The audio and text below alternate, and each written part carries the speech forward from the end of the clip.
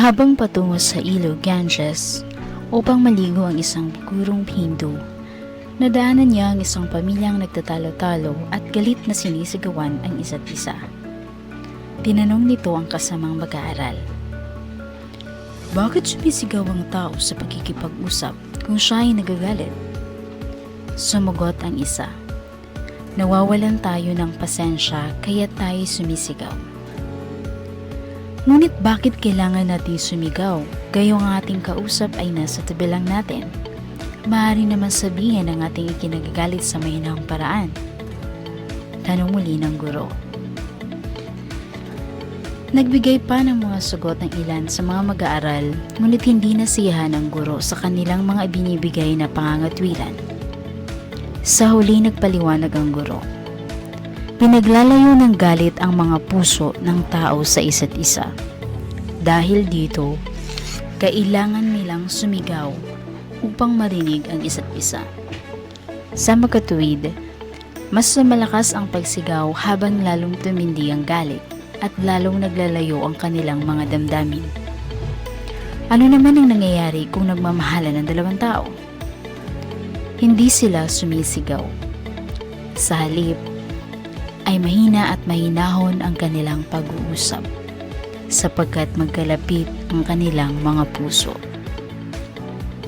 Habang lalo nilang minamahal ang isa't isa, lalo namang naglalapit ang kanilang mga kalooban. Kaya't sapat na ang mga bulong upang ipahayag ang damdamin. Sa huli, ni hindi na kailangan pa ang mga pangungusap o salita. Ang kanilang mga tingin at kilos ay sapat na. Ganyan sila nagiging malapit sa isa't isa.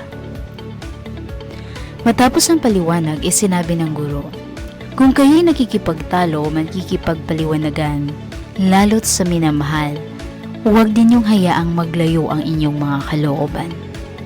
Maaaring dumating ang panahon, malimot na ang daan patungo sa isa't isa. Maaaring maging dahilan nito ng inyong tuluyang paghihiwalay ng landas. Ipinahihiwatig sa anekdotang ito ang halaga ng mabuting komunikasyon sa pakikipag-ugnayan sa kapwa.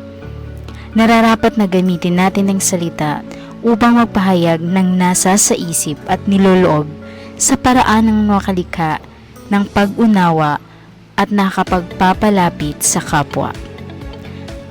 Ipinahihiwatig din dito na ang pagmamahal ang pinakamabisang paraan ng komunikasyon, sapagkat ang tunay na pagmamahal ay ang pagkakaisa ng isip at puso ng dalawang tao.